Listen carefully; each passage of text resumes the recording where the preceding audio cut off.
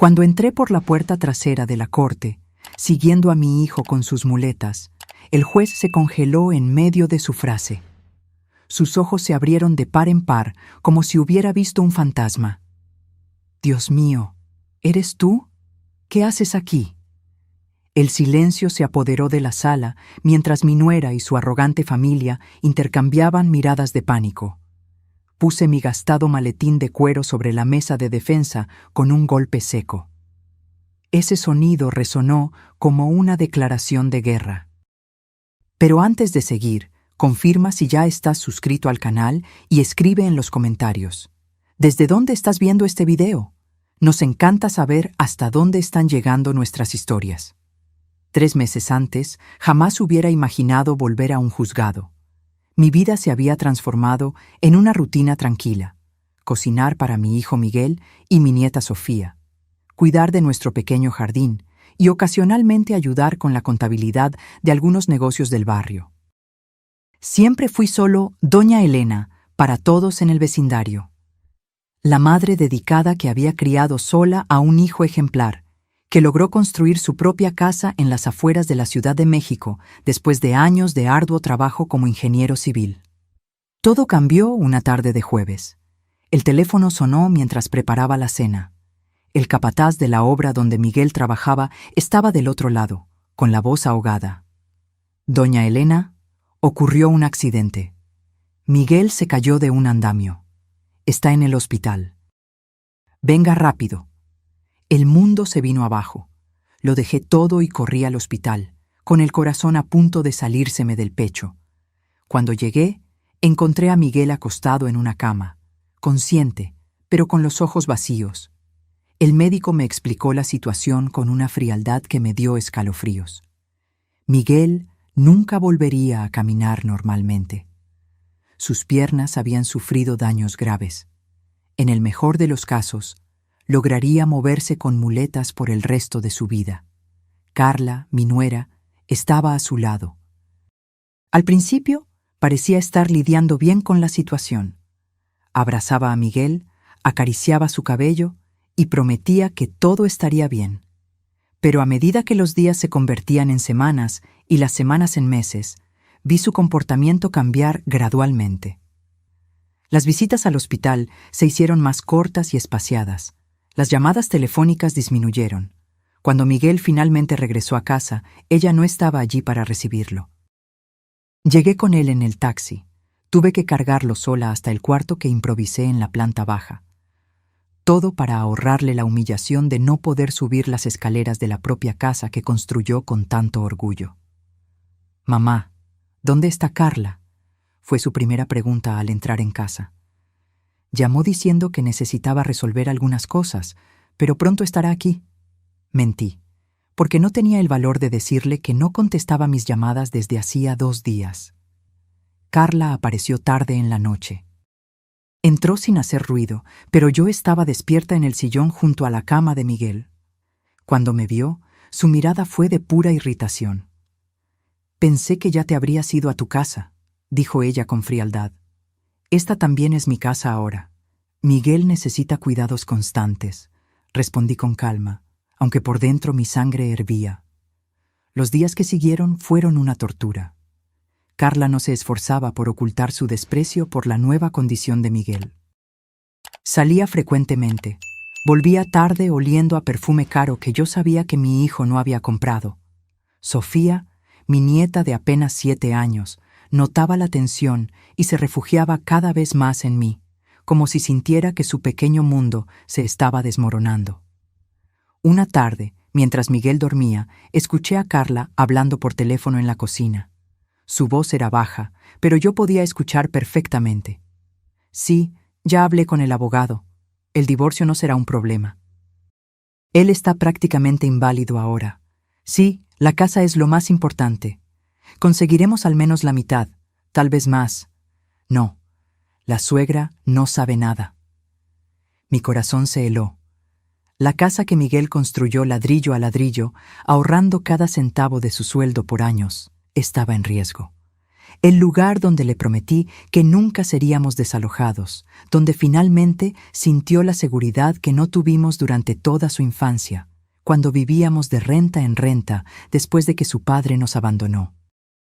Contuve mi rabia y decidí observar más.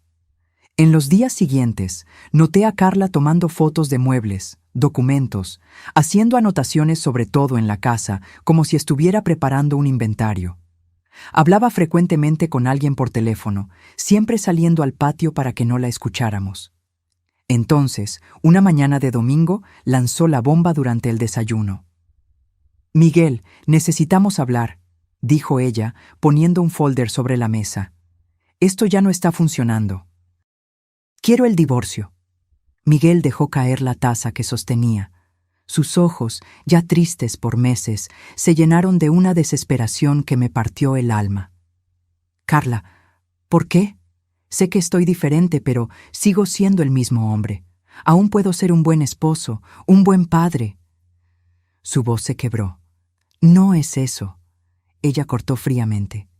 «Ya no siento lo mismo desde hace mucho tiempo. El accidente solo aceleró lo inevitable». Luego, mirándome directamente con una sonrisa cínica, añadió: «Y claro, según mi abogado, la casa tendrá que ser vendida. Es un bien adquirido durante el matrimonio. Tengo derecho a la mitad». El rostro de Miguel palideció aún más. La casa era todo para él, su mayor orgullo, la prueba concreta de que había cumplido la promesa hecha a mí cuando aún era adolescente. «Un día, mamá, tendremos una casa que nadie podrá quitarnos». Esa noche, después de que Sofía durmió, encontré a Miguel llorando silenciosamente en el balcón, agarrado a sus muletas como si fueran lo único que lo mantenía en pie. «Mamá», susurró, «¿qué voy a hacer? Esta casa es todo lo que tengo para dejarle a Sofía». Me senté a su lado y sostuve su mano. Por un momento, volví en el tiempo y vi a mi niño de 10 años, llorando después de que su padre nos abandonó. La misma expresión desamparada, el mismo temblor en los labios. «Miguel, esta casa fue comprada antes de tu matrimonio», dije firmemente. «Tengo los documentos que lo prueban. Carla no tiene derecho a ella». Él me miró sorprendido. «¿Estás segura, mamá?» «Absolutamente. Y más aún». Dudé, pero sabía que era hora de revelar algo que mantuve oculto de él por décadas. «Yo sé cómo luchar por esto en el tribunal». A la mañana siguiente, Carla apareció con un hombre de traje caro y maletín de cuero. Lo presentó como el doctor Renato, su abogado. Se sentaron en la sala con la arrogancia de quien ya tenía la victoria garantizada. El abogado esparció papeles sobre la mesa y comenzó a explicar cómo sería el proceso de divorcio, cómo la casa sería evaluada y vendida, cómo Sofía quedaría bajo custodia primaria de Carla, considerando la condición actual del padre. Miguel se hundía cada vez más en el sillón, sus manos temblando sobre las muletas. Antes de que yo pudiera decir algo, Sofía entró en la sala. Había escuchado todo detrás de la puerta. «No quiero irme con mami. Quiero quedarme con papi y la abuela», gritó ella, corriendo a los brazos de Miguel. El rostro de Carla se contorsionó de rabia. «Sofía, no seas ridícula. Tu padre ya no puede cuidarte. Míralo. Apenas puede cuidarse a sí mismo». Esas palabras fueron como una puñalada en el corazón de Miguel. Sus ojos se llenaron de lágrimas y abrazó a Sofía como si fuera la última vez. Fue en ese momento que algo dentro de mí despertó. Algo que yo había enterrado hacía más de 30 años. Me levanté, caminé hasta mi cuarto y volví con una caja de madera antigua. Dentro de ella, un broche dorado en forma de balanza, aún brillante a pesar de los años. «Doctor Renato», dije con una calma que me sorprendió incluso a mí misma, «creo que usted está cometiendo un grave error. Esta casa fue adquirida por mi hijo antes del matrimonio. Tengo todos los documentos que lo comprueban». El abogado sonrió con desdén. «Señora, con todo respeto, la jurisprudencia actual considera bienes adquiridos incluso poco antes del matrimonio como parte del patrimonio común, principalmente si fueron usados como residencia familiar. Eso no es cierto, rebatí con firmeza. El artículo 1659 del Código Civil es bien claro al respecto. Su sonrisa vaciló. ¿Usted entiende de derecho? Puse el broche sobre la mesa. El símbolo de la barra de abogados brilló bajo la luz de la mañana. Más de lo que se imagina. El clima en la sala cambió instantáneamente. El doctor Renato tomó el broche, lo examinó por algunos segundos y luego me miró con una expresión diferente. Ya no había desdén, sino cautela. ¿Esto es suyo?, preguntó él. Fue mío por 20 años, antes de jubilarme. Carla rió nerviosamente. ¿Qué es esto? ¿Algún tipo de farol? ¿Usted es solo una ama de casa que hace pasteles para vender el fin de semana? Miguel me miraba con los ojos desorbitados, como si estuviera viendo a una extraña frente a él. Mamá, ¿de qué está hablando? Tomé el broche de vuelta y lo puse en mi bolsillo. Antes de que nacieras, Miguel, yo era abogada, una de las mejores de la Ciudad de México, especializada en derecho familiar. Me llamaban el Águila de la Justicia, porque nunca perdía un caso. El silencio se apoderó de la sala. Por primera vez vi un destello de miedo en los ojos de Carla. «Esto es ridículo», ella intentó desdeñar, pero su voz falló.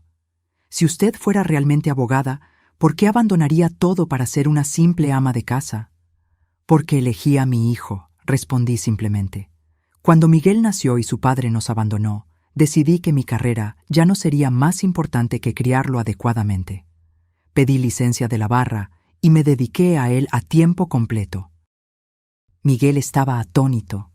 «¿Por qué nunca me lo contaste?» «Nunca hubo necesidad», respondí con una sonrisa triste. «Quería que me vieras solo como tu madre, no como la abogada que un día fui». Me giré hacia el doctor Renato, que ahora hojeaba nerviosamente sus documentos. «Ahora, doctor, creo que necesitamos revisar todos esos papeles. Y sugiero que comencemos por los documentos de la casa, que tengo guardados y que prueban inequívocamente que fue adquirida por Miguel 2 años antes del matrimonio». Las semanas que siguieron fueron intensas. Carla, al ver que su plan inicial se había desmoronado, cambió de estrategia. Ahora luchaba por la custodia exclusiva de Sofía, alegando que Miguel, en su condición, no podía cuidar adecuadamente de su hija. Para nuestra sorpresa, consiguió un informe médico cuestionable, afirmando que Miguel sufría de depresión severa que comprometía su capacidad de cuidado parental.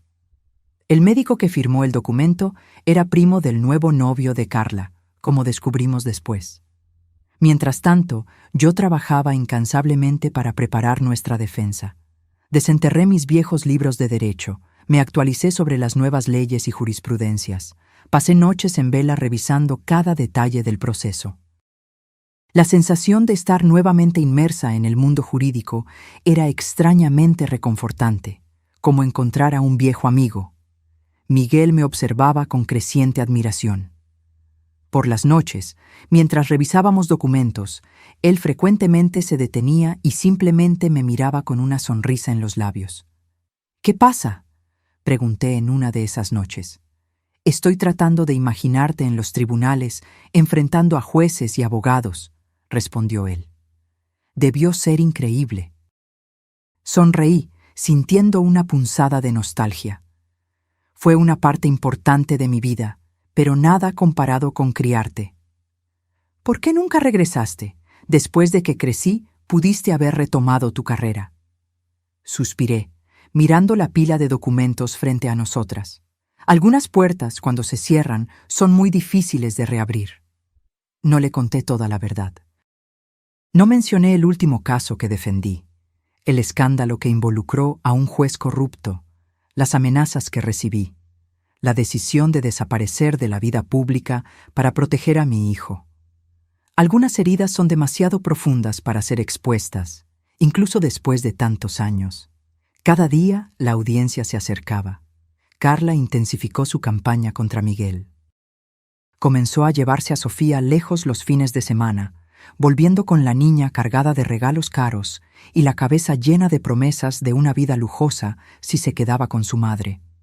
¿Sabías que si te vienes a vivir conmigo, tendrás tu propia habitación con televisión?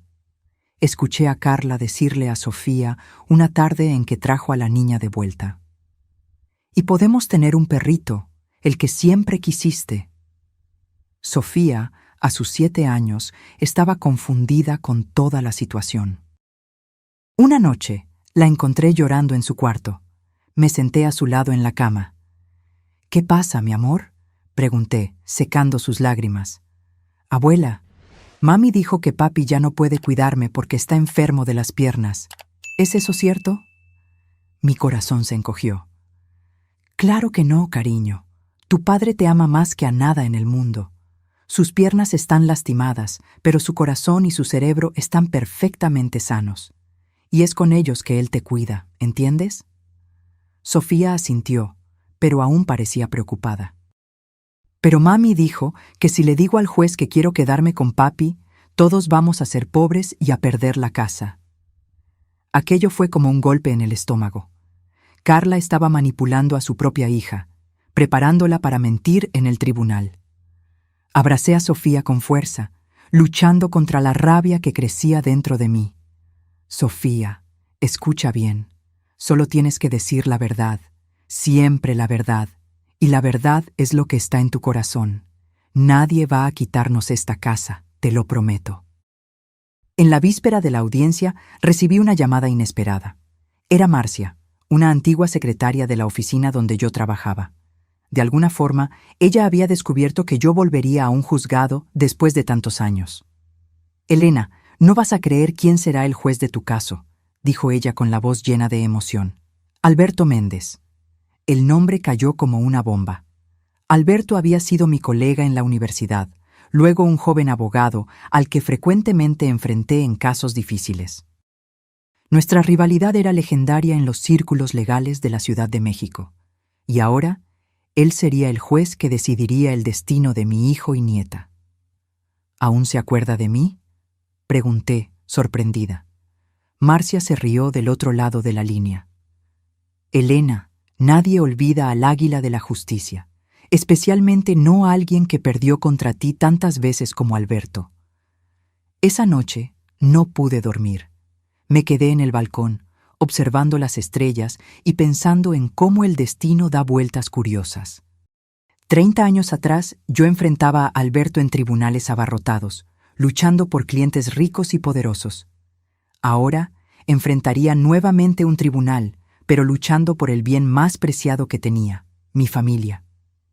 A la mañana siguiente, ayudé a Miguel a vestirse con su mejor traje. A pesar de las circunstancias, estaba elegante, la barba bien rasurada, el cabello peinado. Sofía estaba hermosa en su vestido azul, el cabello recogido con cintas que combinaban. «Estoy nervioso, mamá», confesó Miguel mientras ajustaba las muletas. «Yo también», admití, «pero estaremos bien. Confía en mí». Llegamos al juzgado 1 hora antes de la hora marcada. Mientras subíamos las escaleras lentamente a causa de las muletas de Miguel, divisé a Carla llegando en un auto lujoso que ciertamente no era suyo. A su lado, un hombre alto y elegante que nunca habíamos visto antes. Ella sonrió al vernos, una sonrisa fría y calculadora. «Míralos», la escuché decirle al hombre, lo suficientemente alto para que escucháramos. «Patéticos». Miguel bajó la mirada, herido. Apreté su brazo en apoyo y seguí adelante, con la cabeza erguida, guiando a mi hijo y a mi nieta dentro del tribunal donde se libraría nuestra batalla. Cuando entramos en la sala de audiencias, ya había algunas personas esperando. Carla y su abogado ya estaban allí, así como el hombre elegante que ahora descubrí ser Gustavo, su nuevo novio. Nos sentamos en el lado opuesto, yo entre Miguel y Sofía, sosteniendo las manos de los dos. Y entonces, a las 10 en punto, la puerta lateral se abrió y el juez entró. Alberto Méndez estaba más viejo, el cabello gris en las sienes, algunas arrugas marcando su rostro, pero aún tenía el mismo porte altivo que yo recordaba. Se sentó, ajustó sus anteojos y comenzó a hojear los documentos del caso.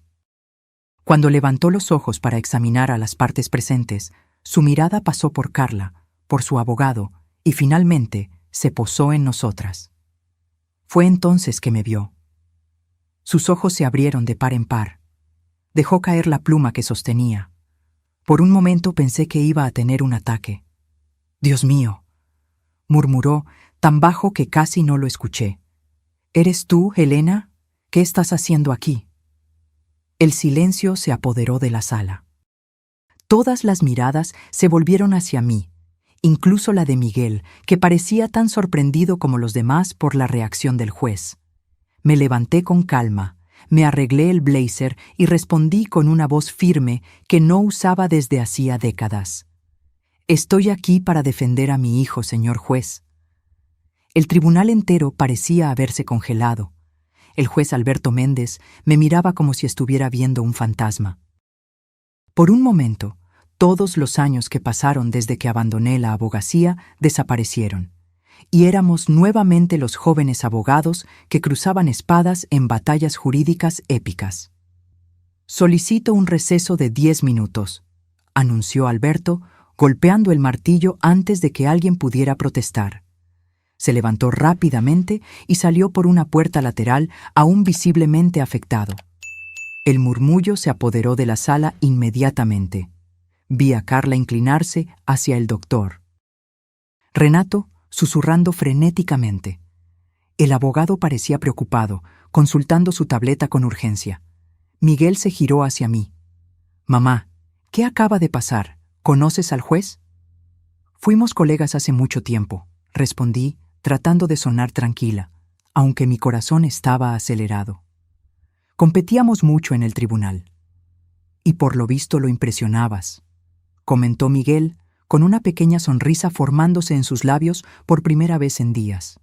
Sofía tiró de mi manga. «Abuela, ¿por qué el juez se sorprendió tanto al verte?» Me agaché para quedar a su altura, porque, cariño, a veces las personas se sorprenden cuando ven a alguien del pasado. Antes de que Sofía pudiera hacer más preguntas, la puerta lateral se abrió nuevamente y Alberto regresó. Su rostro estaba más compuesto, pero sus ojos aún revelaban asombro cuando se posaban sobre mí. Se sentó, carraspeó y retomó la audiencia. Continuando. «Proceso de divorcio y custodia entre Carla Almeida y Miguel Santos», anunció, su voz ahora firme. «Veo que el demandado está siendo representado por...» Dudó por un momento. «Helena Santos». El doctor Renato se levantó inmediatamente.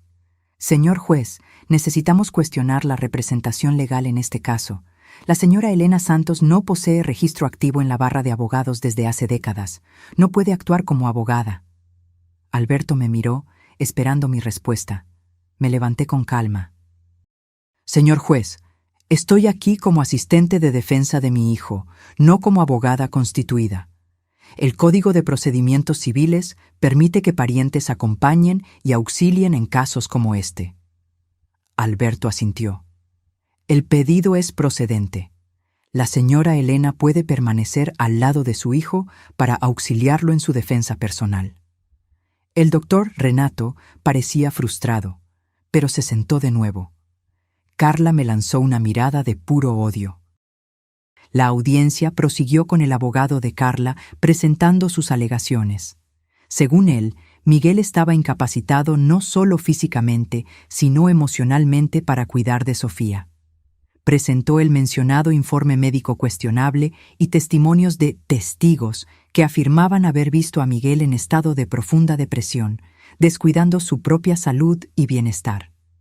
Además, continuó el doctor, «Renato, la casa, aunque adquirida antes del matrimonio, fue sustancialmente modificada y valorizada durante la unión, con inversiones conjuntas de la pareja.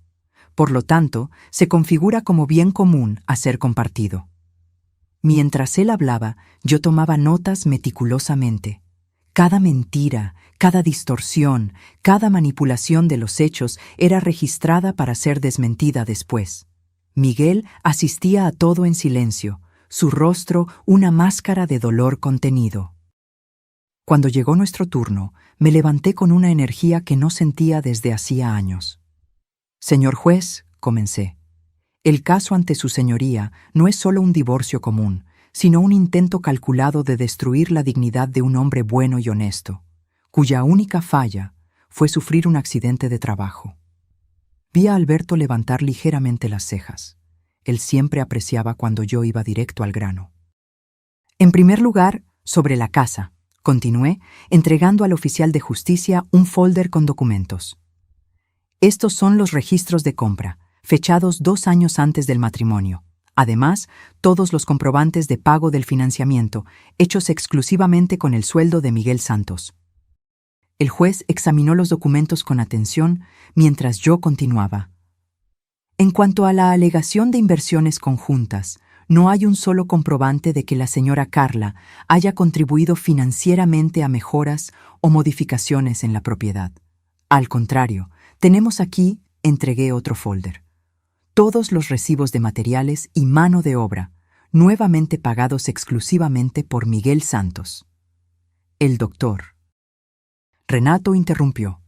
Señor juez, el trabajo doméstico de la esposa también debe ser considerado como contribución. Estoy plenamente de acuerdo, respondí antes de que el juez pudiera hablar. El trabajo doméstico debe ser valorado.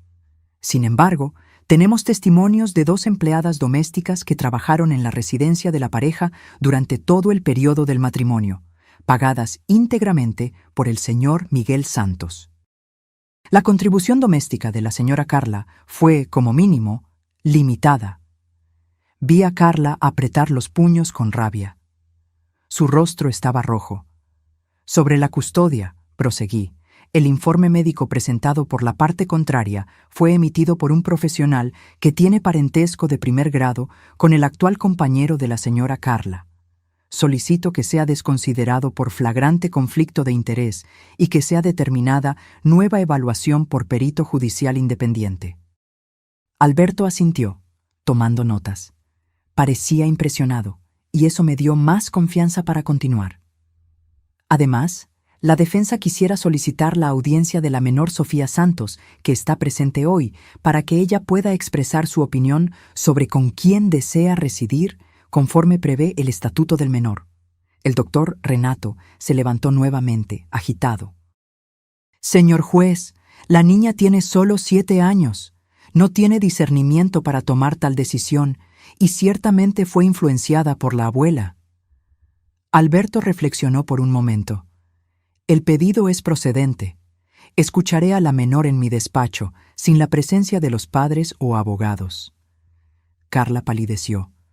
Sabía que su plan de manipular a Sofía para que mintiera en el tribunal se había desmoronado. Con Alberto hablando directamente con Sofía, sin su influencia, la verdad saldría a la luz. Alberto llamó a Sofía a su despacho. La niña me miró, asustada. «Adelante, cariño», le susurré. «Recuerda lo que hablamos. Solo di la verdad». Sofía asintió solemnemente y siguió al juez fuera de la sala. Los 15 minutos que siguieron fueron los más largos de mi vida. Miguel apretaba mi mano con fuerza, su rostro tenso de preocupación. Del otro lado de la sala, Carla no paraba de cuchichear con su abogado y lanzarnos miradas furiosas. Cuando finalmente la puerta se abrió y Sofía regresó con el juez, la expresión de Alberto era seria, pero había un brillo en sus ojos que reconocí bien. Era el brillo que siempre tenía cuando estaba a punto de hacer justicia. Tras escuchar a la menor, anunció, y analizar cuidadosamente las pruebas presentadas por ambas partes, determino que la guarda provisional de Sofía Santos queda con el padre, señor Miguel Santos, con visitas supervisadas para la madre, señora Carla Almeida, hasta la conclusión de una evaluación psicológica completa de la familia. El rostro de Carla se contorsionó de furia. «¡Esto es un absurdo!», gritó, levantándose bruscamente. «Usted los está favoreciendo porque conoce a esta vieja. Señora Almeida».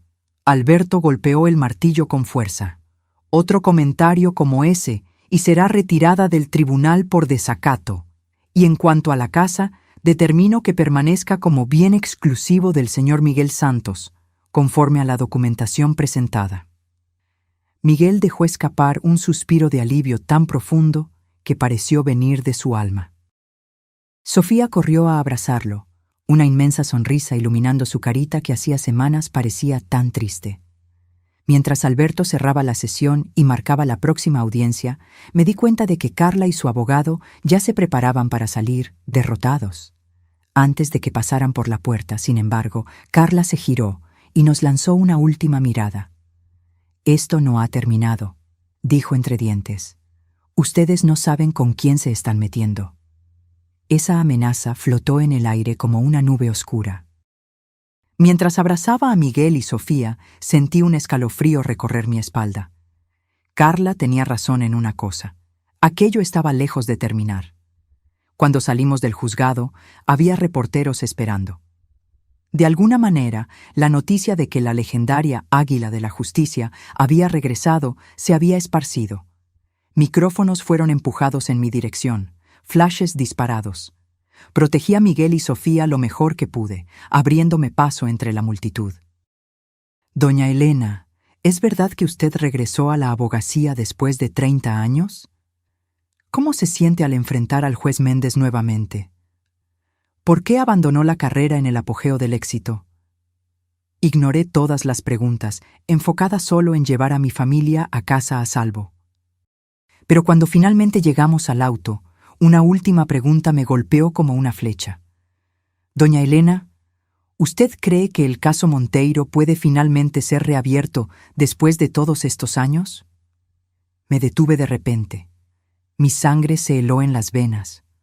El caso Monteiro. El caso que me forzó a abandonarlo todo. El caso que me hizo temer por la vida de mi hijo. El caso que pensé que estaba enterrado hacía 3 décadas. De alguna manera, el pasado que tanto intenté dejar atrás me había encontrado nuevamente. La mención al caso Monteiro me persiguió el resto del día. Mientras preparaba la cena para Miguel y Sofía, intentaba disimular mi inquietud, pero mis pensamientos estaban 30 años en el pasado. Carlos Monteiro había sido uno de los hombres más poderosos de la Ciudad de México en la década de los 90. Empresario, dueño de constructoras, desarrolladoras y, secretamente, de un imperio de lavado de dinero que se extendía por todo el país. Parecía intocable, protegido por políticos corruptos y jueces comprados, hasta que una joven abogada ambiciosa se cruzó en su camino. Yo. Fue el mayor caso de mi carrera. Representaba a la esposa de Monteiro en su divorcio, una mujer asustada que finalmente había tenido el valor de dejarlo después de años de abuso. Durante la investigación patrimonial, descubrí documentos que incriminaban a Monteiro en una red de corrupción que involucraba a jueces, fiscales y empresarios. Hice lo que creía correcto. Anexé todo al proceso y denuncié a la fiscalía. Lo que siguió fue una pesadilla. Monteiro usó todo su poder para destruirme. Sobornó al juez del caso, quien desconsideró todas las pruebas. Fui acusada de falsificación de documentos, difamación, y casi pierdo mi licencia para ejercer. Pero lo peor fueron las amenazas, notas anónimas describiendo la rutina de Miguel, entonces con solo 5 años, en la escuela. Fotografías nuestras tomadas sin nuestro conocimiento. Un mensaje claro: retrocede o sufre las consecuencias. Una noche, al llegar a casa, encontré la puerta forzada y, en el cuarto de Miguel, un oso de peluche con la cabeza decapitada. Fue cuando decidí que ningún caso valía la vida de mi hijo. Renuncié al proceso, pedí licencia de la barra de abogados y desaparecimos. Cambiamos de barrio, cambié mi apellido de vuelta al de soltera y me convertí solo en Doña Elena, la madre dedicada que hacía pasteles para complementar los ingresos. Monteiro murió hace 10 años. Pero su influencia y su red de corrupción ciertamente sobrevivieron a él. Y ahora, por algún motivo, ese fantasma había resurgido. «Mamá, ¿estás bien?» La voz de Miguel me trajo de vuelta al presente. Él me observaba desde la puerta de la cocina, apoyado en sus muletas. «Sí, hijo, solo estoy cansada». Forcé una sonrisa. Fue increíble hoy, ¿sabes? Miguel se acercó, sus ojos brillando de admiración. Cuando el juez te vio, parecía que estaba viendo una leyenda viva. Sonreí, esta vez genuinamente. Alberto y yo tuvimos muchas batallas en el pasado. Él era brillante, pero muchas veces estaba del lado equivocado de la justicia. Y ahora él es juez. Miguel negó con la cabeza, incrédulo. El mundo da muchas vueltas. Sí, las da. Suspiré, pensando en cómo esas vueltas a veces nos llevan de vuelta a lugares que preferiríamos evitar. Después de la cena, cuando Sofía ya estaba durmiendo, fui a mi cuarto y abrí la caja donde guardaba los pocos recuerdos de mi vida anterior. En el fondo, escondido bajo papeles amarillentos, estaba una memoria USB que no tocaba desde hacía décadas. La única copia de las pruebas contra Monteiro y su red que yo había mantenido, por seguridad. Conecté la memoria a mi portátil antiguo y, para mi sorpresa, los archivos aún estaban allí. Fotos, documentos, grabaciones, pruebas de una corrupción sistémica que nunca salió a la luz. Nombres de jueces, políticos, empresarios, muchos aún activos, algunos en posiciones aún más poderosas hoy. Mi teléfono sonó, haciéndome saltar. Número desconocido. Contesté con hesitación. Elena. La voz del otro lado era grave, masculina, vagamente familiar. No digas mi nombre, estás en peligro. ¿Quién es?, susurré, aunque estaba casi segura. Un viejo amigo, alguien que estaba de tu lado en el caso Monteiro. La voz dudó. Necesitamos hablar, pero no por teléfono. Mañana, mediodía, Alameda Central, cerca de la estatua principal. La llamada fue terminada antes de que yo pudiera responder. Mi corazón latía tan fuerte que parecía querer salirse del pecho. Ricardo Novaes, el fiscal que me había apoyado en el caso Monteiro, antes de también ser amenazado y transferido a un pueblito en el interior. Él también había abandonado la lucha, como yo. Pero, ¿por qué buscarme ahora? Pasé la noche en vela, pensando. A la mañana siguiente, cuando Miguel despertó, le dije una mentira, que necesitaba ir al centro a resolver asuntos relacionados con el proceso. Él se ofreció a ir conmigo, pero insistí en que se quedara con Sofía. ¿Está pasando algo, mamá?, preguntó él, preocupado. Estás extraña desde ayer. Nada de qué preocuparse, mentí nuevamente, odiándome por eso. Solo nerviosa con el avance del proceso. Llegué a la Alameda Central 20 minutos antes de lo acordado. El lugar estaba abarrotado, como siempre. Elegí una banca con buena vista de la estatua principal y esperé, observando cuidadosamente a cada persona que pasaba.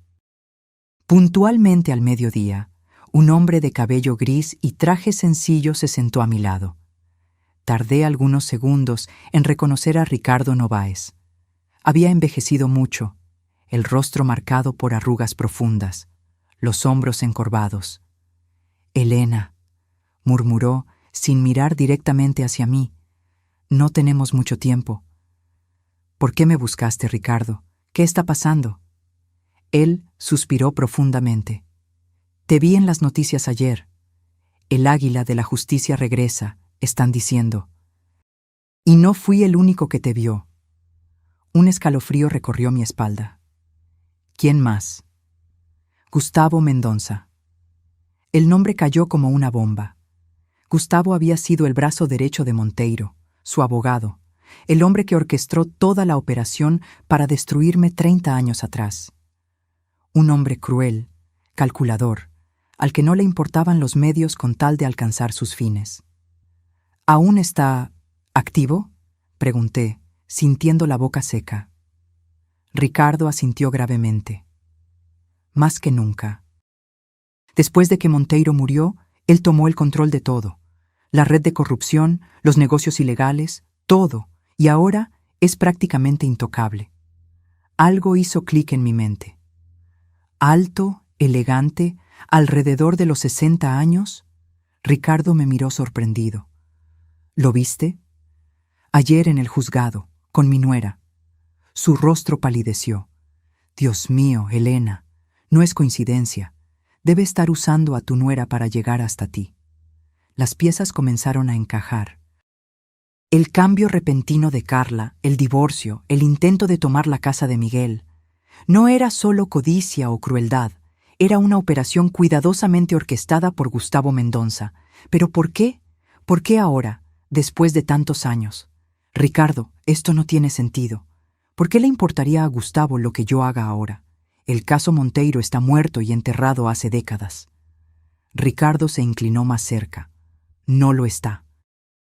Hace 2 meses, el Departamento de Justicia de los Estados Unidos comenzó una investigación sobre lavado de dinero internacional. Están siguiendo el mismo rastro que tú encontraste 30 años atrás, solo que ahora a una escala mucho mayor. Mi corazón dio un salto, y las pruebas que yo tenía serían suficientes para derribar no solo a Gustavo, sino a la mitad del poder judicial de la capital y a varios políticos poderosos. Ricardo miró nerviosamente a su alrededor. Gustavo debe haber descubierto que guardaste copias, y ahora que reapareciste públicamente, él quiere asegurarse de que no voy a entregarlas. Completé, sintiendo un nudo en el estómago. Exactamente. Está usando a tu nuera para atacarte, Elena.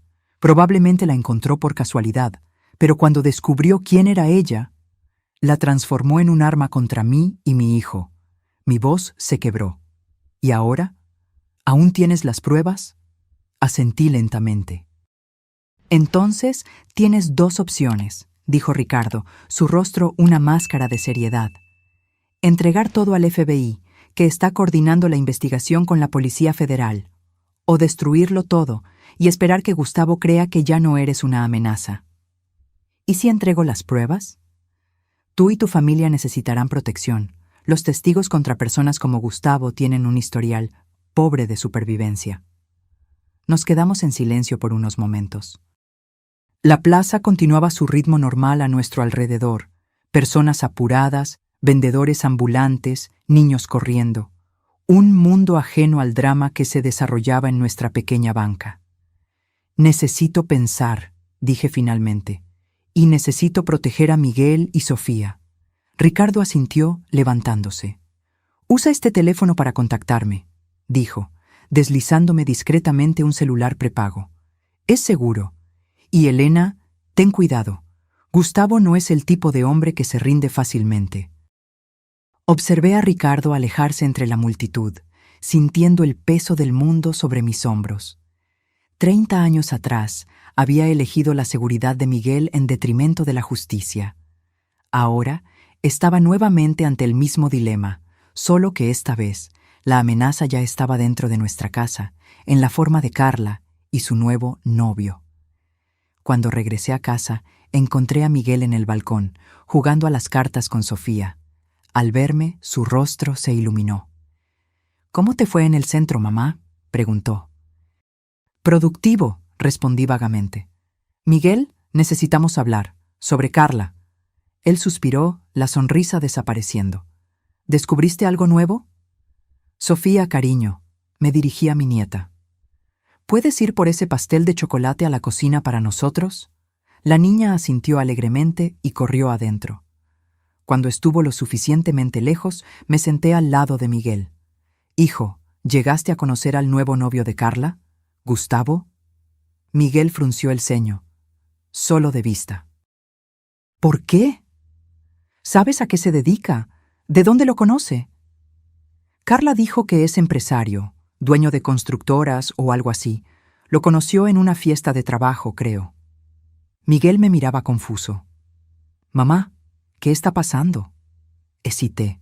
Contarle toda la verdad a Miguel significaría involucrarlo en un peligro que no pedía ni merecía. Pero mantenerlo en la oscuridad podría ser aún más peligroso. «Miguel, ¿recuerdas que te conté que abandoné la abogacía para dedicarme a ti?» Él asintió. No fue toda la verdad. Abandoné porque estábamos siendo amenazados a causa de un caso que yo estaba investigando. Un caso de corrupción que involucraba a personas muy poderosas. Los ojos de Miguel se abrieron de par en par. ¿Y qué tiene eso que ver con Carla? El hombre con quien ella está ahora, Gustavo Mendonça, era parte de ese esquema de corrupción. Y creo que él está usando a Carla para llegar hasta nosotros, especialmente ahora que volvía a aparecer públicamente. Miguel palideció. Dios mío, ¿crees que Carla sabe esto? ¿Que ella nos está traicionando conscientemente? Suspiré. No sé, hijo. Puede estar siendo manipulada o puede ser cómplice. De cualquier forma, estamos en peligro. En ese momento, Sofía regresó con un plato de pastel, una sonrisa inocente en su rostro. Miguel y yo intercambiamos una mirada preocupada. Nuestra pequeña familia, que acababa de ganar una batalla en el juzgado, ahora enfrentaba una amenaza mucho mayor. Y yo sabía que, esta vez, no podía simplemente huir y empezar de nuevo. Esta vez necesitaría enfrentar a los fantasmas de mi pasado de una vez por todas. El día siguiente a mi conversación con Ricardo amaneció gris y lluvioso, como si el clima reflejara la tormenta que se formaba en nuestra vida. Después de una noche sin dormir, tomé una decisión. No huiría más. Era hora de enfrentar a Gustavo Mendonça y acabar con esta amenaza de una vez por todas. «Miguel», llamé a mi hijo mientras él tomaba café. «Necesito que tú y Sofía pasen algunos días en casa de la tía Marcia». Miguel me miró perplejo. «¿Por qué? ¿Qué estás planeando, mamá?» «Es solo una precaución», respondí, tratando de sonar casual mientras preparaba el café. «Las cosas pueden complicarse en los próximos días, y prefiero que ustedes estén lejos». Miguel puso la taza en la mesa con fuerza. «Ya no somos niños, mamá. No voy a huir y dejarte enfrentar esto sola». «Miguel, por favor», mi voz falló. «No es por mí, es por Sofía. Ella necesita estar segura». Él dudó mirando a su hija que jugaba inocentemente en la sala. Finalmente, asintió. «Está bien. Llevaré a Sofía con la tía Marcia, pero regresaré de inmediato». «No, tú. No discutas, mamá», me interrumpió, una firmeza en su voz que me recordó a su padre en sus raros momentos de valor. «Tú sacrificaste todo por mí. No voy a dejarte sola ahora». Tragué saliva, sintiendo una mezcla de orgullo y miedo. Mi hijo había crecido más de lo que yo me daba cuenta. Acepté a regañadientes. Después de que Miguel salió con Sofía, fui a mi cuarto y recuperé la memoria USB. La conecté al portátil y comencé a organizar las pruebas metódicamente, como en los viejos tiempos de la abogacía. Separé documentos, fotos, grabaciones, todo lo que pudiera ser útil para la investigación del FBI. Hice copias y las almacené en diferentes dispositivos, incluyendo una cuenta de correo electrónico anónima que creé especialmente para eso. El teléfono prepago que Ricardo me había dado sonó. Era él. «Elena, conseguí contacto con el agente del FBI responsable de la investigación. Quiere reunirse contigo esta noche». «¿Dónde?» «En el Hotel Continental, a las 8 p.m., cuarto 512. Ve sola y no le digas a nadie». «Estaré allí», respondí, sintiendo una mezcla de alivio y aprensión. La tarde pasó lentamente. Miguel regresó según lo prometido, y pasamos las horas siguientes revisando los documentos juntos. Le conté todo sobre el caso Monteiro, sobre las amenazas, sobre por qué realmente abandoné la abogacía. Él escuchó en silencio, sus ojos abriéndose de par en par, ocasionalmente con las revelaciones. «¿Por qué no me lo contaste antes?», preguntó cuando terminé. «Quería protegerte», respondí sinceramente. «Quería que tuvieras una vida normal, sin miedo». Miguel negó con la cabeza, una sonrisa triste en sus labios. «Renunciaste a todo por mí, tu carrera, tu identidad, todo». «Y lo haría de nuevo», respondí, sosteniendo su mano. «Eres lo mejor que me ha pasado en la vida, Miguel». A las 7:30 p.m. salí para encontrarme con el agente del FBI. Miguel insistió en acompañarme hasta el hotel, a pesar de la dificultad con las muletas. Lo dejé en el vestíbulo, prometiendo volver en 1 hora. Subí hasta el 5º piso, mi corazón latiendo fuerte. El pasillo estaba desierto y silencioso. Me detuve frente al cuarto 512 y llamé suavemente. Nadie respondió. Llamé de nuevo, más fuerte. Silencio. Un escalofrío recorrió mi espalda. Algo andaba mal. Intenté el picaporte y, para mi sorpresa, la puerta no estaba cerrada. La abrí lentamente, preparada para retroceder si era necesario. El cuarto estaba oscuro. Tanteé la pared en busca del interruptor y encendí la luz. Lo que vi me hizo congelar. Ricardo estaba tirado en el suelo, un charco de sangre extendiéndose bajo su cuerpo. Corrí hacia él, pero un rápido toque en su cuello confirmó mi temor. No había pulso. Ricardo estaba muerto. Antes de que pudiera procesar el horror de la escena, escuché un ruido detrás de mí. Me giré rápidamente. Gustavo Mendonça estaba parado en la puerta del baño, una sonrisa fría en su rostro envejecido, pero aún cruel. Elena Vieira, dijo lentamente, saboreando mi antiguo nombre. O debo decir, Águila de la Justicia, ¿cuánto tiempo? Me levanté lentamente, manteniendo los ojos fijos en él. No había señal de arma, pero eso no significaba que no estuviera armado. Gustavo, respondí, manteniendo mi voz firme a pesar del miedo. ¿Por qué no me sorprende que estés detrás de todo esto? Él se rió, un sonido áspero y sin humor. Los viejos hábitos son difíciles de abandonar, al igual que las viejas amenazas. Sus ojos se entrecerraron. Debiste haber permanecido olvidada, Elena. Y tú deberías estar en la cárcel, repliqué, junto con todos los jueces y políticos que tú y Monteiro compraron. Gustavo dio algunos pasos por el cuarto, rodeándome como un depredador. Carlos era un visionario, ¿sabías? Construyó un imperio, y cuando murió, me lo dejó todo, excepto un problema. Tú y tus malditas pruebas. ¿Entonces ese es eso? Después de todos estos años, ¿aún temes que yo exponga tus crímenes? No es miedo, Elena. Es prudencia. Los americanos están investigando, husmeando por ahí. Si te encuentran, si descubren lo que sabes. Dejó la frase en el aire. No puedo permitirlo. Di un paso hacia la puerta, calculando mis posibilidades. ¿Qué quieres, Gustavo? Pregunté, ganando tiempo. ¿Las pruebas? Ya no las tengo. Destruí todo hace años. Sus ojos brillaron peligrosamente. Ambos sabemos que eso es mentira, Elena. Siempre fuiste demasiado meticulosa como para no tener un seguro. Se acercó más. ¿Dónde están las pruebas? Lejos de tu alcance, respondí. Y si algo me sucede, serán entregadas automáticamente a las autoridades. Era un farol, pero mi única oportunidad. Gustavo dudó, sopesando mis palabras. Siempre la misma jugadora inteligente, murmuró. Pero olvidas que ahora tengo una ventaja que no tenía antes. ¿Cuál? Tu hijo y tu nieta. Su sonrisa se ensanchó al ver el pánico en mi rostro. Oh, no te preocupes, están bien, por ahora. Pero vas a entregarme todas las pruebas, o la próxima persona en el suelo será tu precioso Miguel. Mi sangre se heló. Si los tocas, eso depende enteramente de ti, Elena. Sacó un celular del bolsillo. Una llamada, es todo lo que necesito hacer. Estaba acorralada. Si entregaba las pruebas, no habría garantía de que Gustavo nos dejaría en paz.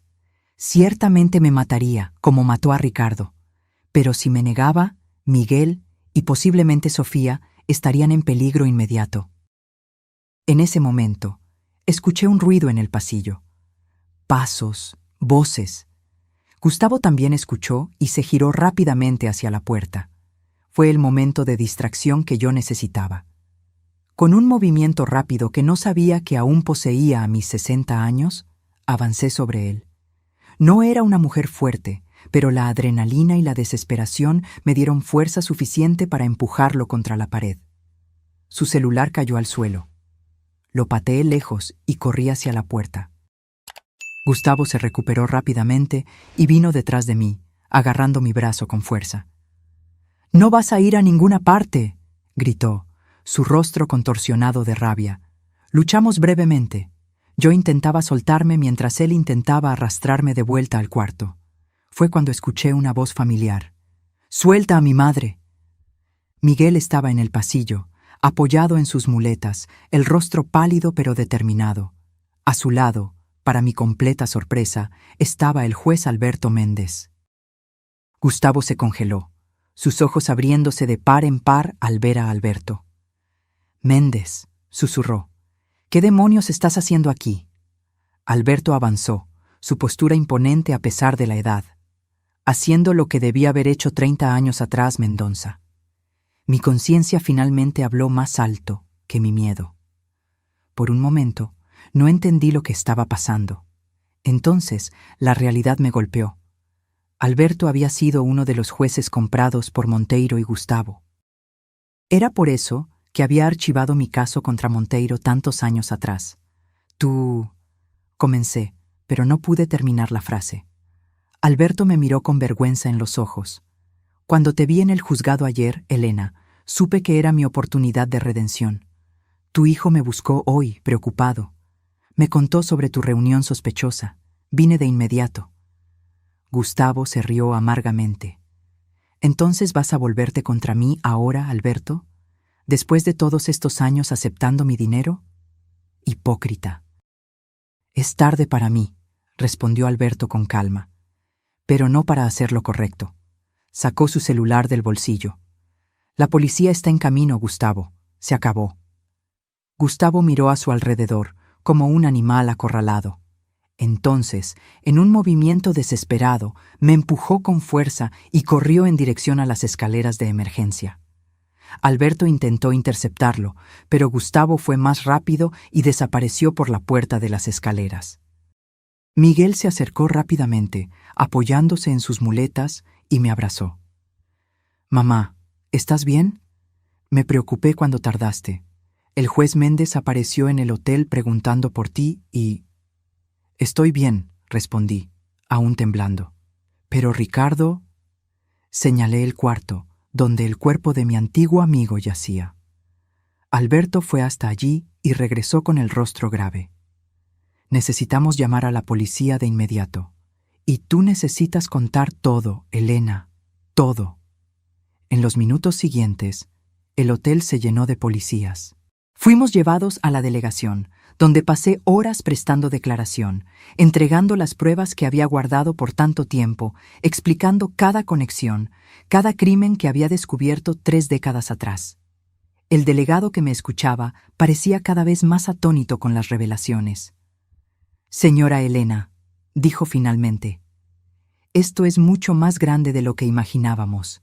Voy a necesitar involucrar a la Policía Federal y a la Fiscalía, y usted y su familia necesitarán protección». Miré a Miguel, que había permanecido a mi lado durante toda la declaración, y sentí una ola de amor y gratitud por su apoyo. Aún herido, aún enfrentando sus propios desafíos, él estaba allí, fuerte como una roca. «¿Qué sucede ahora?», pregunté al delegado. «Gustavo Mendoza ya está en la lista de buscados. Todas las salidas de la ciudad están siendo monitoreadas. No irá lejos». Hizo una pausa. «En cuanto a su nuera, Carla, necesitaremos interrogarla, determinar su nivel de implicación». Miguel suspiró pesadamente. «Ella probablemente no sabía nada, ¿verdad, mamá? Era solo una pieza en el juego de Gustavo». Puse mi mano sobre la suya. «Probablemente, pero eso no excusa lo que te hizo, hijo». Cuando finalmente fuimos liberados, ya era madrugada, policías nos escoltaron hasta casa, donde 2 agentes se quedarían de guardia hasta que Gustavo fuera capturado. La casa parecía extrañamente vacía sin Sofía, pero yo estaba aliviada de que ella estuviera a salvo con Marcia. Miguel y yo nos sentamos en el balcón, demasiado exhaustos para dormir, aún procesando todo lo que había sucedido. «Siento que te estoy conociendo de nuevo, mamá», dijo Miguel suavemente. «Toda esta historia, tú enfrentando a poderosos, siendo amenazada, renunciando a todo por mí, es surreal». Sonreí cansada. Nunca me arrepentí, ¿sabes?, de elegirte a ti en lugar de la carrera, en lugar de la justicia. Siempre fuiste mi prioridad. Él sostuvo mi mano. «¿Y ahora? Cuando todo esto termine...» Miré al cielo, donde las primeras luces de la mañana comenzaban a aparecer. «No sé. Tal vez, por primera vez en 30 años, pueda finalmente ser quien realmente soy. Elena Vieira, el águila de la justicia. Y Elena Santos, tu madre. Ambas, sin tener que esconder una de ellas. Miguel sonrió. Me gusta esa idea. Sofía adorará saber que su abuela es una especie de superheroína retirada. Me reí, sintiendo un peso salir de mis hombros. El peligro aún no había pasado, pero por primera vez en décadas sentí esperanza verdadera. No solo de sobrevivir, sino de vivir plenamente, sin miedo, sin secretos, y, tal vez, de finalmente hacer justicia. Los días que siguieron fueron un torbellino. La noticia de la detención del juez Alberto Méndez, que se entregó voluntariamente para colaborar con las investigaciones, y la cacería de Gustavo Mendonça acapararon los titulares de todos los periódicos. Mi nombre, que había sido olvidado por 3 décadas, resurgió con fuerza total. Águila de la Justicia regresa y desmantela esquema de corrupción que sobrevivió por 30 años. Reporteros rodeaban nuestra casa día y noche, mantenidos a distancia por los policías que nos daban seguridad. Miguel, Sofía y yo vivíamos prácticamente aislados, saliendo solo para declaraciones o cuando era absolutamente necesario. Al 4.º día después de los eventos en el hotel, recibimos la noticia. Gustavo Mendonça había sido capturado intentando huir a Paraguay. La ola de alivio que sentí fue indescriptible. Por primera vez en días, dormí sin pesadillas. A la mañana siguiente, fui llamada para una declaración formal en la Policía Federal. Allí, encontré un equipo de investigadores mexicanos y 2 agentes del FBI que habían volado especialmente a la Ciudad de México después de que las pruebas que proporcioné llegaron a Washington. Señora Vieira, dijo el agente americano, un hombre de mediana edad con acento marcado.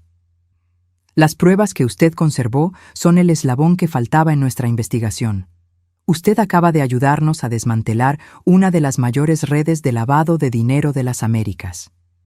30 años después, comenté con una sonrisa triste, supongo que más vale tarde que nunca.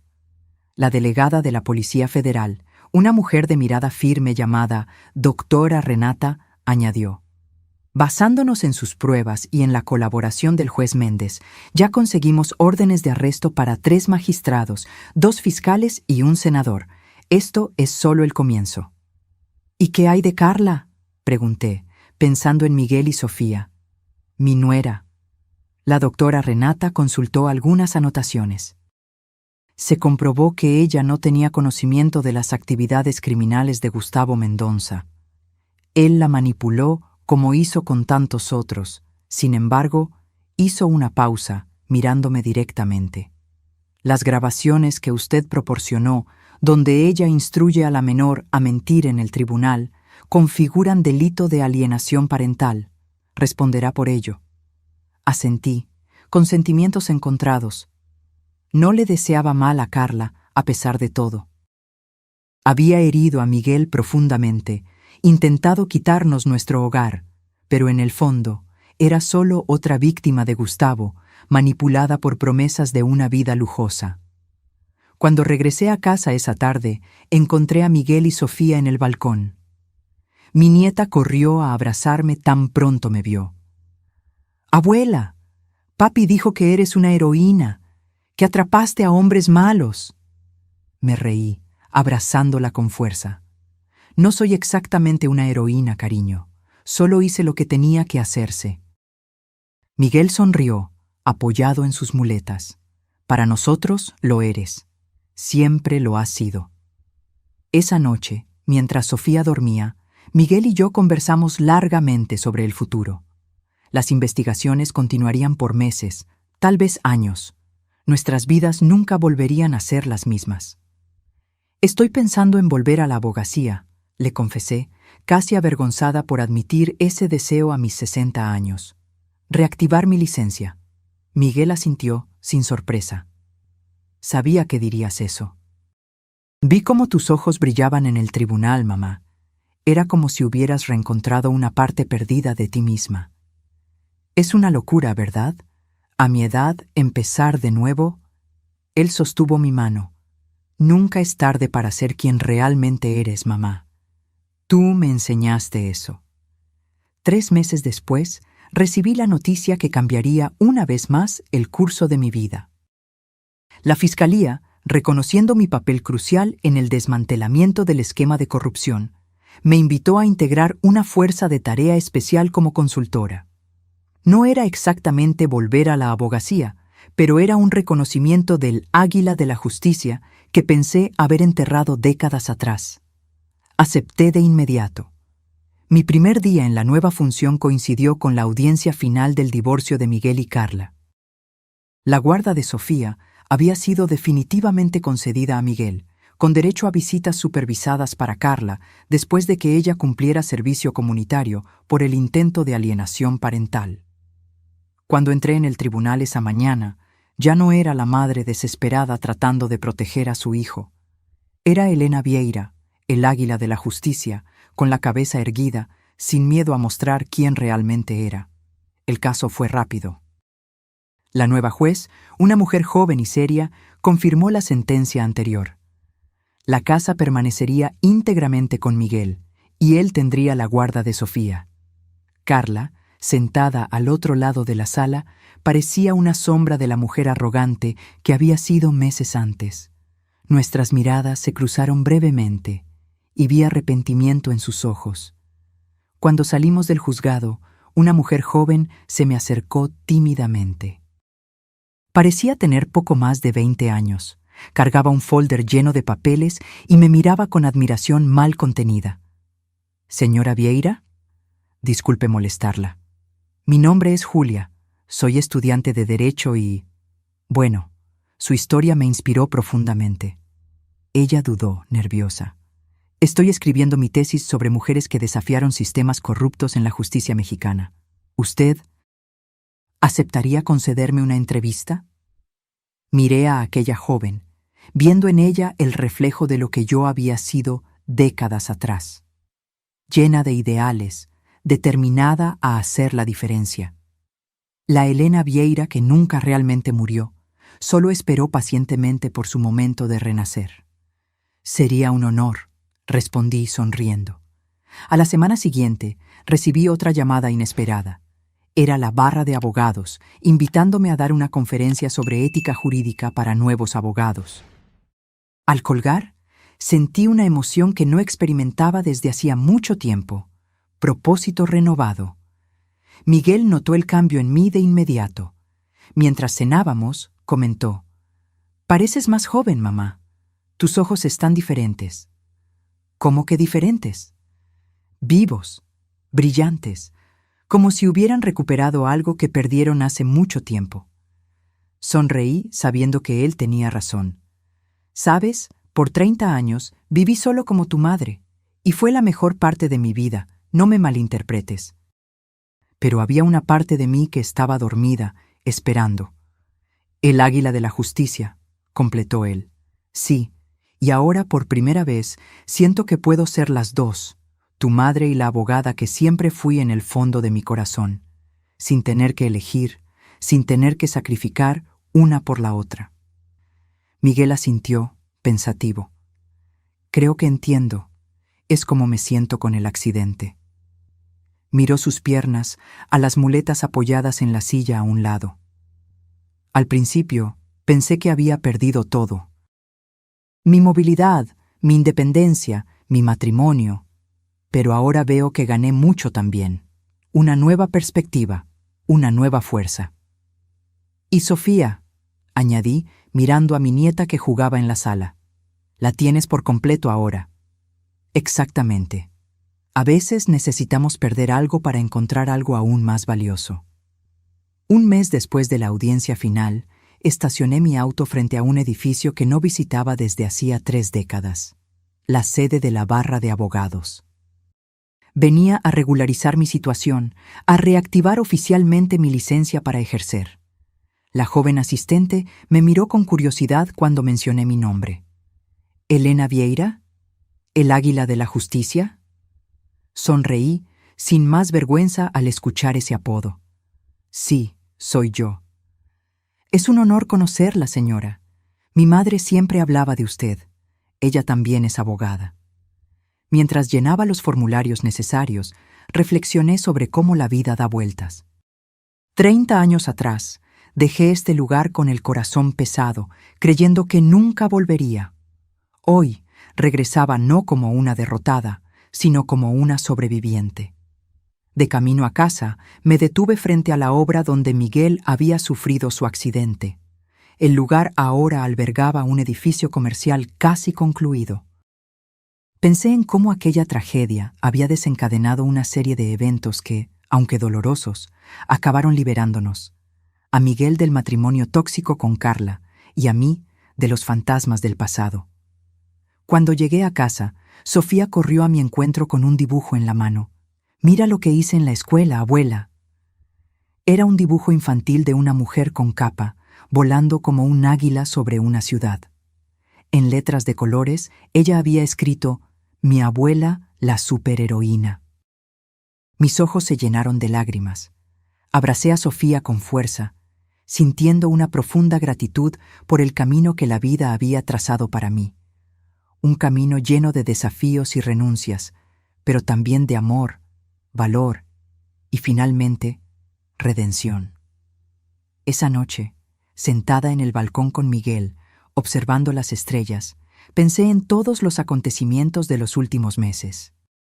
En cómo aquel momento en el tribunal, cuando el juez me reconoció con asombro, había sido el punto de inflexión para una nueva fase de mi vida. «¿En qué estás pensando, mamá?», preguntó Miguel, notando mi silencio. «En lo curioso que es el destino», respondí.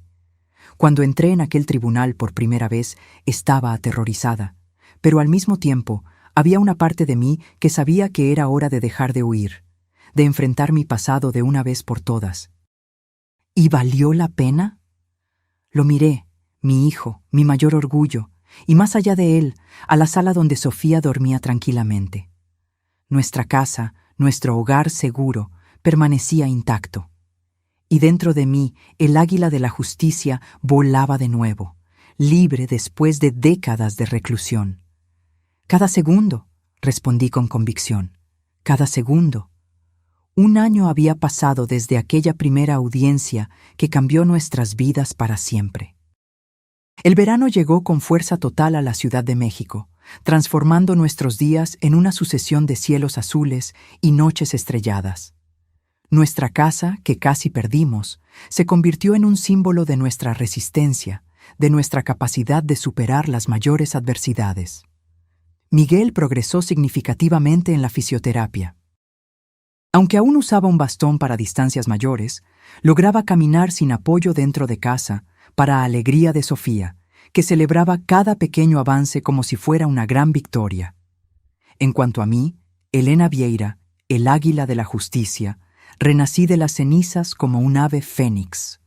Mi colaboración con la fuerza de tarea de la Fiscalía llevó a la detención de más de 20 personas involucradas en el esquema de corrupción. Jueces, abogados, empresarios, ninguno escapó cuando las pruebas que guardé por 30 años salieron a la luz, complementadas por las declaraciones de Alberto Méndez y otros que decidieron colaborar a cambio de reducción de pena.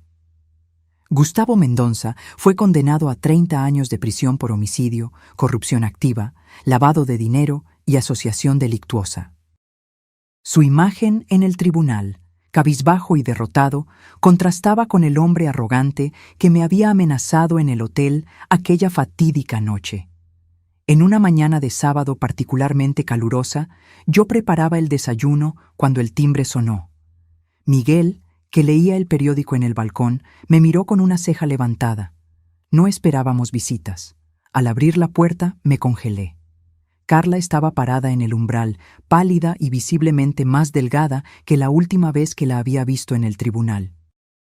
Vestía ropa sencilla, sin los adornos lujosos que solía lucir cuando aún estaba casada con Miguel. «Elena», dijo, la voz temblorosa, «sé que no tengo derecho a estar aquí, pero necesitaba venir». Hesité.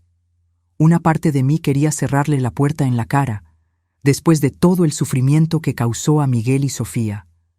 Pero otra parte Tal vez la abogada en mí, que siempre buscó la verdad por encima de todo, quería escuchar lo que tenía que decir. «Adelante», dije finalmente, abriendo espacio. Ella dio 2 pasos hacia adentro y se detuvo, insegura.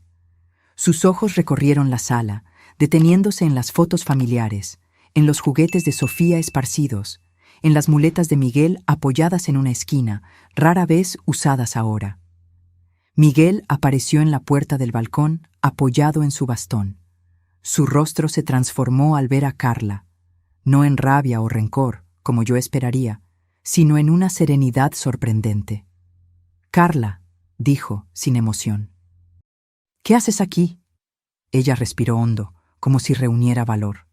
«Vine a pedir perdón, a ustedes 2. Sé que probablemente no lo merezco, pero necesitaba intentarlo». Le señalé el sofá. «Siéntate». Ella obedeció, las manos temblando ligeramente al posarse en el bolso gastado que cargaba. Miguel se sentó en el sillón de enfrente y yo me posicioné a su lado, protectora como siempre. «Terminé mi servicio comunitario la semana pasada», comenzó Carla, mirando sus propias manos. «Fueron 6 meses trabajando con niños con discapacidad, niños como Miguel quedó después del accidente». Ella levantó los ojos, llorosos. Al principio lo odiaba. Pensaba que era injusto tener que estar allí por culpa de ustedes, pero entonces algo cambió. Vi a esos niños, algunos en situaciones mucho peores que la tuya, Miguel, y aún así felices, determinados, llenos de vida. Vi a sus padres, cómo luchaban a diario, cómo se dedicaban. Su voz se quebró. Y me di cuenta de lo horrible que fui, lo egoísta y cruel que fui cuando más me necesitabas.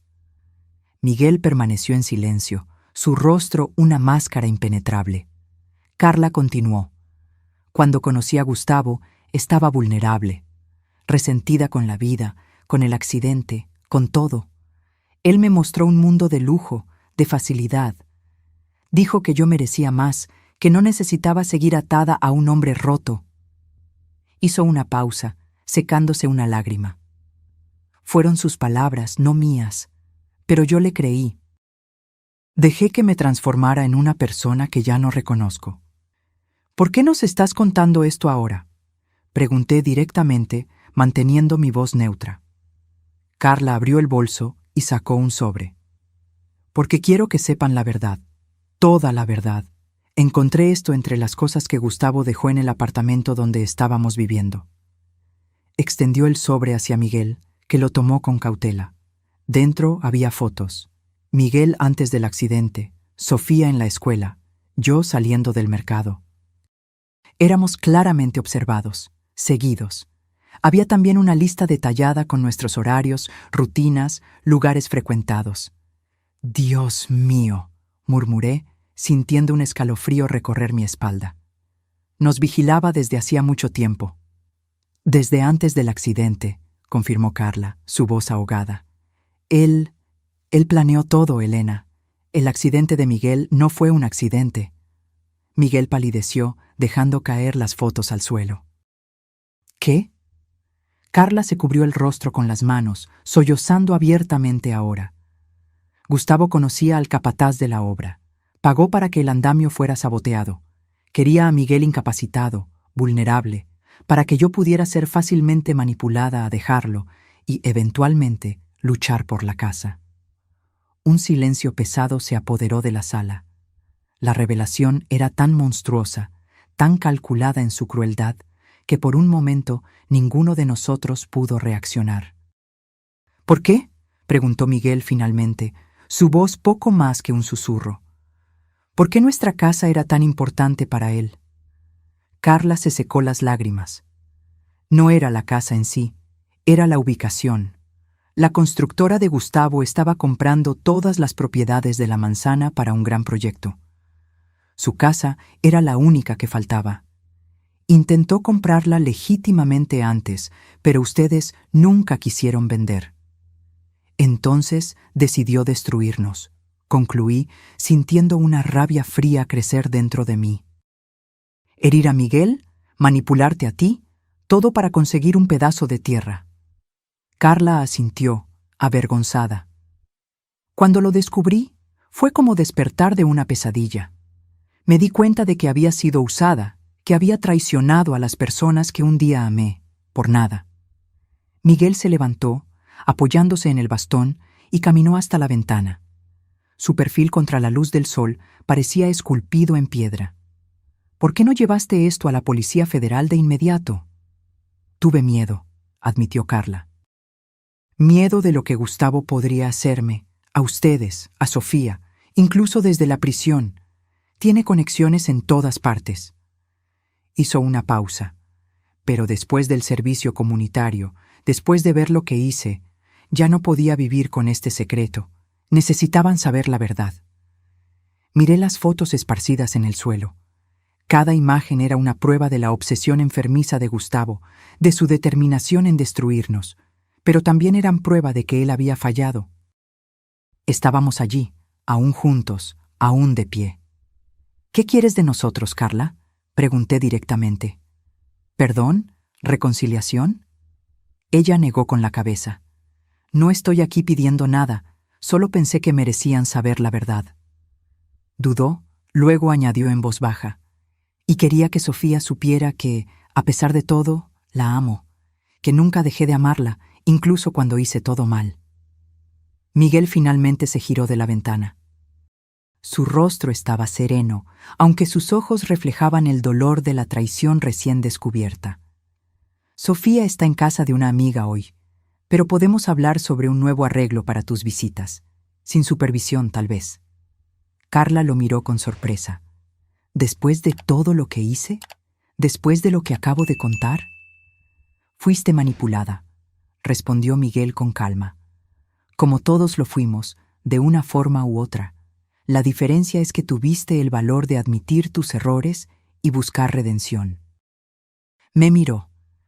Mi madre me enseñó que nunca es tarde para empezar de nuevo, para ser quienes realmente somos. Reconocí mis propias palabras, dichas a él meses atrás. La sabiduría circular de la vida, pasando de madre a hijo y volviendo.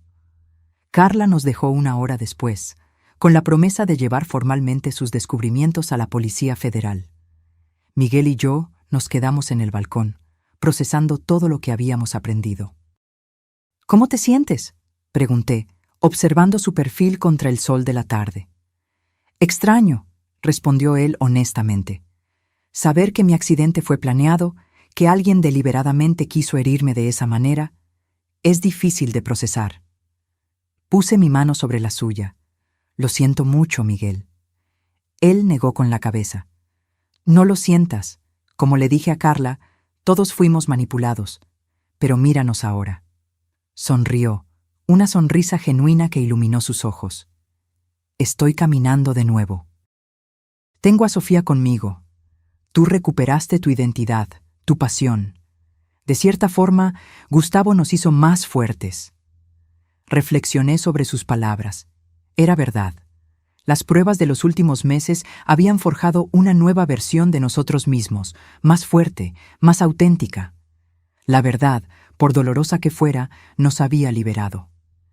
Esa noche, mientras Sofía dormía después de un día agotador jugando en casa de su amiga, tomé mi portátil y comencé a escribir. Las palabras fluían fácilmente, décadas de historias no contadas finalmente encontrando expresión.